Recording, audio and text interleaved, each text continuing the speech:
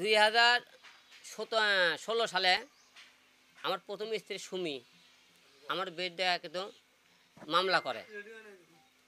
মামলা করার পরে আপনারা সবাই কিছুদিন পরে সেই বইয়ের সাথে আমার কিন্তু সারাসারি হয়ে যায়। সে আমার বউ অন্য ধরনের বিয়ে করে। আপনারা সবাই অনেকে হয়তো আমার প্রথম স্ত্রী আছে, আমার কিন্তু প্রথম স্ত্রী নাই।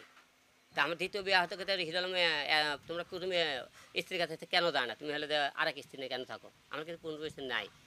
আমার কারণ আমার বাবা শোনেন, আমার বাবা মাকে যারা না দেখবি তাহলে আমার সেই রকম বউ তো রাখার দরকার নাই।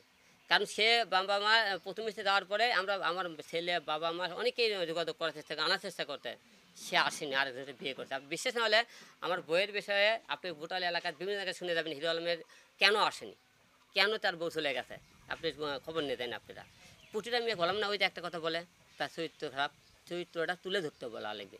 তারপরে এই যে আমি তাদের এমনই ছাড়লাম, আরটা বিয়ে করে হিরো আলমের চরিত্র খারাপ কেন ছাড়লাম বলেন তো? তার আমার পরিবারকে না দেয় কারণে এরকম রিয়ামুনি ছাড়লাম। আমার 100 রিয়ামুনি এরকম আসবে, কিন্তু বাবা মা আসবি না। তো বিয়ে করা দিলে অপরাধ হয়ে যায়, মনে করেন অন্যায় করে। কারণ অপরাধ কোন যায় জানেন? বইয়ের কথা শুনলে আপনি অপরাধী হবেন না। আমি বইয়ের কথাটা শুনি না, তাহলে আমি পুরো একটা বউলে তো সারা জীবন যন্ত্রণার মধ্যে থাকে, বাবা মাকে আমি হারিয়ে দেবো, বৃদ্ধাশ্রমে নিয়ে বউলে থাকে, তাহলে আমি ভালো হবো। আপনারা জানেন, আপনারা সবাই জানেন গতকাল আমার বাবা মারা যায়। মারা যাওয়ার পরে কালকে জানাজা সম্পন্ন হয়েছে। এই জানাজার সম্পূর্ণ হওয়ার মধ্যে কালকে সারাদিন আমি আমার বাবার মনে করেন জানাজা নিয়ে ব্যস্ত থাকার মধ্যে সারাদিন খালি নিউজ দেখতেছে হিরো আলম রিয়ামণিকে বয়কট এই বিষয়ে প্রচুর মনে করেন নিউজ দেখতেছে আমি। এবং তারই পরিপ্রেক্ষিতে রিয়ামণি রাত্রেবেলা সে লাইভ জাগো নিউজে একটা ইন্টারভিউ দিয়েছে এবং মনে করেন স্যার পেজে লাইভে আমার বিরুদ্ধে কিছু কথা তুলে ধরেছে। যেমন তিনি বলেছে যে হিরো আলমের বাবাকে আমি তার পাশে ছিলাম না, হিরো আলম মিথ্যে কথা বলেছে। সম্পূর্ণ এটা আমি নাকি মিথ্যে কথা, সে আমি না, রিয়ামণি মিথ্যে কথা বলেছে। কেমন করে মিথ্যে কথা বলেছে? যখন আমার বাবা রমজান মাসে সে এখানে ছিল, সরকার করে যেদিন আমি ঢাকায় নিয়ে যাবো, আমি ঢাকা হসপিটালে নিয়ে যাবো, সেই দিনে ঢাকা বগুড়া জিয়া রহমান মেডিকেল কলেজে সেদিন সে হসপিটালে কিছু ছবি তুললে সেই দিন থেকে কিন্তু আমরা একদিন ঢাকায় নিয়ে যাই। নিয়ে যাওয়ার পর ঢাকায় এখান থেকে ডাইরেক্ট আমরা হসপিটালে নিয়ে যাই। নিয়ে যাওয়ার পরে সেখানে হসপিটালে সেই দিন ভর্তি নেয় না, পরের দিনে ভর্তি নিয়েছে। প্রথম দিনে ভর্তি নেয়নি, তারপরে বাসায় নিয়ে যায়, পরের দিন আমরা ভর্তি করি। ভর্তি করার পরে রিয়ামণি 1 দিনে 2 দিন আসছিলো, তারপরে আমি করে সে আসেনি। তো আসেনি দীর্ঘ 32 দিন আমি হসপিটালে।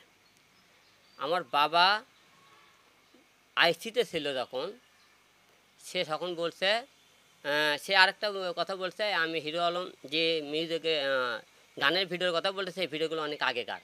আপনারা 14, 15, 13, 10 এরকম তারিখগুলো ফলো করবেন তার পেজে, এবং মনে করেন হলে যে আরেকটা যে পেজে মনে করেন সে ভিডিওগুলো করেছে, সেই পেজে আপনারা দেখবেন যে সে আমার বাবা যখন আইসিতে ছিল সেই টাইমে সে মিউজিক ভিডিওগুলো করছে।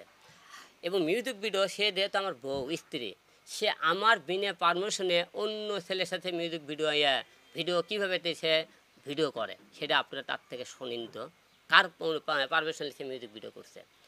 এবং আমার বাবা যেদিন মারা যায় তার স্টোরিতে আমার বাবার মৃত্যুর খবর না দেখে সে নাচের গানের ছবি সে মনে করেন স্টোরিতে দিয়ে রাখছিল, আপনার ভিডিওগুলো দেখবেন।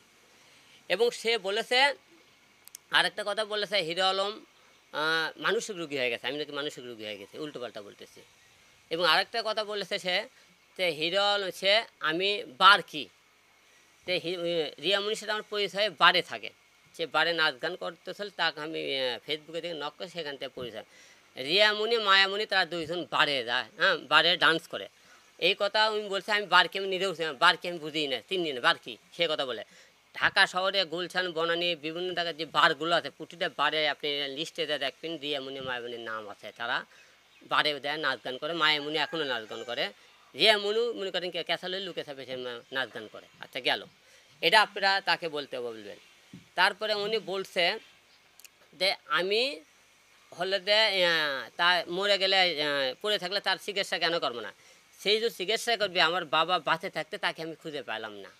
এবং বলতেছে আমি পড়ে থাকলে সে কেমন করে সেবা করবে। এবং আরেকটা বিষয় চিন্তা করবেন, সে বলেছে যে তারকে নাকি আমি মারার হুমকি দিয়েছি।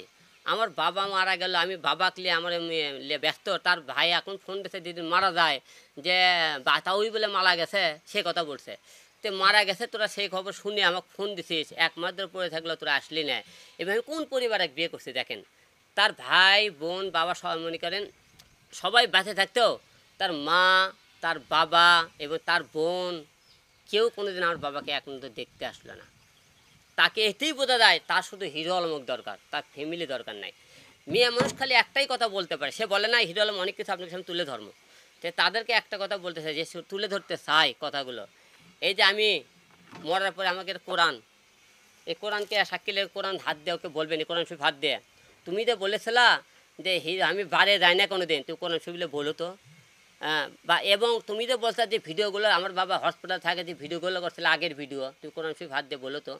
তুমি তো বলেছো যে হিরো আলমের বাবাকে আমি সেবা করছি, তুমি কোরআন শরীফ হাত দিয়ে বলো। হ্যাঁ করছে, বলছেন আপনি, বউর হসপিটাল ছিল একদিন আর ওইটি থাকে গেল, তো এতদিন গেল।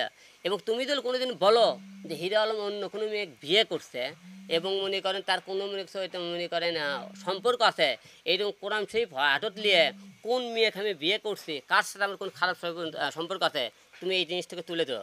কেউ এরকম বসে এর আগে মনে করেন তাকে অনেকবার মাফ করেছিলাম, সে আমার সাথে ক্যাসা লইলে অন্য ছেলেগুলো গান করে মদ খাই বাড়ে যায়, কোরআন শরীফ থেকে বলছিল আমি জীবনে মদ খাবো না, বাড়ে যাবো না। যে মেয়ে কোরআন শরীফকে এমন অপমান করে কথা বলতে পারে, সে আমার সাথে কী না করতে পারে বলুন। এখন তার সাথে আপনার সবাই আমি বয়কট করছি, বয়কট মানে তার সাথে কোনো সম্পর্ক রাখবো না। আমি ঢাকায় যাওয়ার পরে তার সাথে আমার সেপারেট হয়ে যাবে। আপনাকে আজকে এই কারণে আজকে আপনার ডাকার উদ্দেশ্য একটাই, যে সে যে বক্তব্যগুলো মানুষের সামনে দিতেছে উল্টো পাল্টা, সেগুলো প্রমাণ সহকারে দেয়, প্রমাণ ছাড়া কোনো বক্তব্য যেন আমার বিরুদ্ধে সে না দেয়। আমি যেরকম বলছি প্রমাণ আছে, এই শব্দগুলো আপনার সাথে নেবেন। সে বড় বড় কথাবার্তা তখন বলতেছে না, এবং রিয়ামুনি মায়ামুনির যার কাছে অবৈধ কিছু ভিডিও আছে সোশ্যাল মিডিয়াতে তাদের মনে করেন বারের, সেই ভিডিওগুলো আমি ঢাকার দিয়ে আপনাদের সামনে দেখাবো।